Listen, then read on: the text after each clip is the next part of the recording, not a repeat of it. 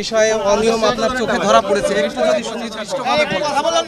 এত মানুষের কাজ, এত লোকের রুগী, কিছু অনিয়ম থাকবে, তবে কিছু অনিয়ম মানার মতো না, কিছু অনিয়ম ক্ষমাযোগ্য।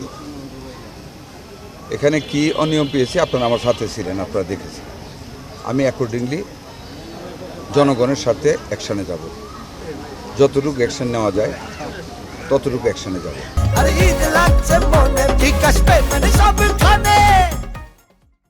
অ্যান্টি রেবিসের ব্যাপারটা আপনারা শুনেছেন, এরকম হওয়ার কথা ছিল না।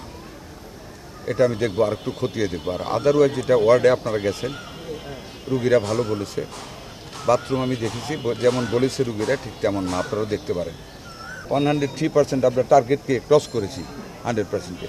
আমি ইনস্ট্রাকশন দিয়েছি, সব জায়গায় চলছে মাইকিং করার জন্য প্রত্যেক উপজেলায়, যে এখনও যারা টিকার বাইরে রয়ে গেছে তাদেরকে নিকটস্থ ক্যাম্পে এসে টিকাদানের জন্য। এটা আমরা করেছি, আমাদের এটা কন্টিনিউ চলবেই।